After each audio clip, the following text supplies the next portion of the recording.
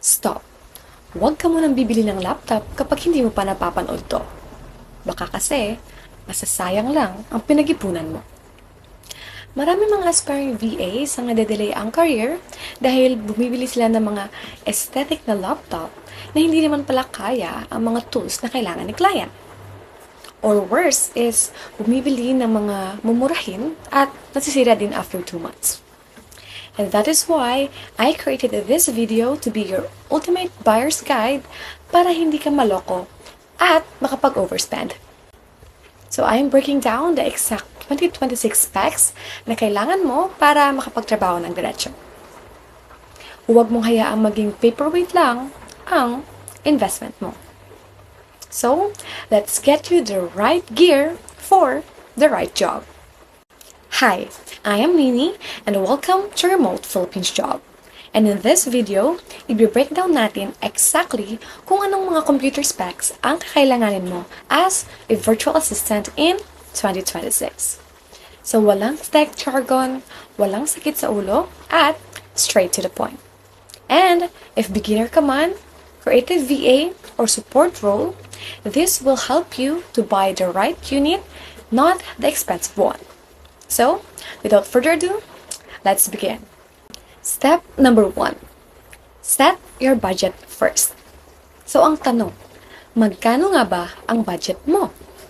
So, if you want a brand new, dapat i-make sure mo na meron siyang warranty, mas tahimik ang loob, at mas okay kung first VA job mo pa lang. And for the second hand, dapat mas mura, okay lang basta authorized ang seller, at bonus kapag pwede kang mag-upgrade ng RAM or ng storage. So, the rule of the thumb is that mas okay na may mga upgradable unit kaysa super mura na sabog naman after 6 months. Step number 2, laptop or desktop. So, tanungin mo muna ang sarili mo. Saan ka madalas nag-work? So, kapag sa desktop ka, usually, mas malakas, mas madaling i-upgrade, at mas suitable ito sa mga video editors, IT, at programmers. At ang downside naman ito is, hindi ito portable. On the other hand, for the laptop, it is portable, space-saving, at perfect for the VAs, writers, and social media managers. And my tip for you is, iwasan ng mga sobrang nipis na laptop kung kailangan mo ng mga LAN or maraming USB ports. Kasi kadalasan, kailangan pa ng mga docking stations.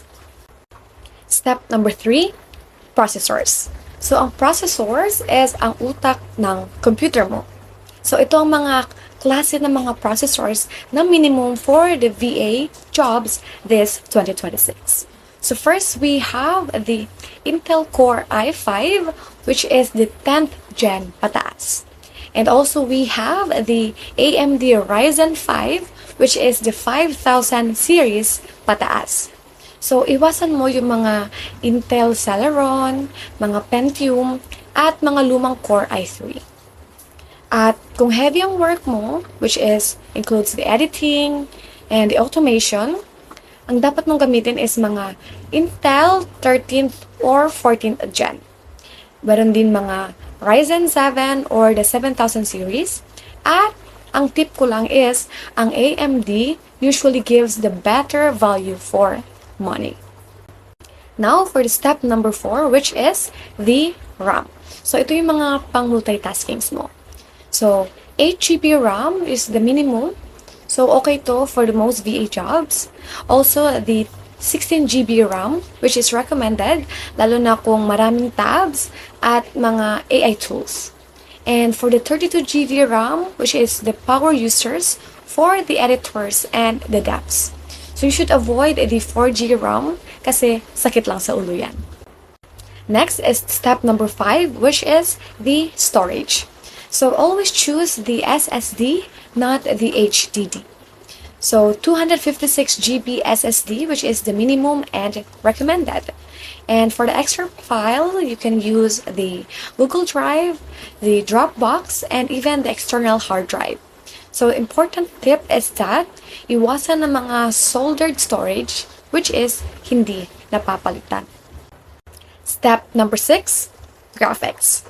So, hindi lahat kailangan naman ito. If you're a virtual assistant, an admin, or a support, integrated graphics just like the Intel Iris Xe, the AMD Radeon Vega, okay na ito. If video editors ka naman, 3D or heavy creatives, dedicated GPU is the NVIDIA GTX 1650 pataas. So, huwag mag-overspend sa mga GPU kung hindi naman kailangan ng trabaho mo. Step number 7, operating system plus tools. So you should find or upgrade your laptop to the Windows 11, which is standard siya ngayon, and you should avoid Windows 7 pababa. You should install the essentials just like the Zoom, the Google Workspace, the Slack, the Trello, the Notion, and even the antivirus just like the Avast and the Norton. Step number 8, upgradability and future proofing. So always ask if removable ba yung RAM, yung SSD, at yung battery, or ilang years yung warranty. So you should know if the built parts equals mahalang repair. And if removable naman yung parts, syempre, mas tipid at long term. And for the last step, match specs sa job role. So kung isa kang virtual assistant or customer support, dapat is i5 or Ryzen 5, 8GB RAM at 256GB SSD. If isa ka namang video editor or designer, i7 or Ryzen 7, 16GB RAM at dedicated GPU.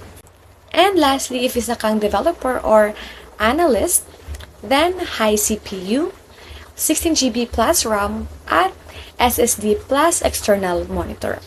So always remember that always check your job requirements before buying. So that's it for today. Now you know what computer setup you need to start working from home this 2026. So hindi mo kailangan yung pinakamahal, kundi yung tamang specs lang para sa trabaho mo. And if you're looking for a real and legit clients, well, good news. We are always hiring here at Remote Philippines Job. And the first thing that you should do is to fill out the application form in the link description below. Second, we will reply within 24 hours or less. And third, you can also earn extra through our referral program. And remember, hindi mo kailangan ng perfect setup para magsimula. What you need is maayos na tools, tamang mindset, at consistency. Well, good luck, and I hope to see you in our next video. Always remember, keep learning, keep growing, and work smart, not just hard.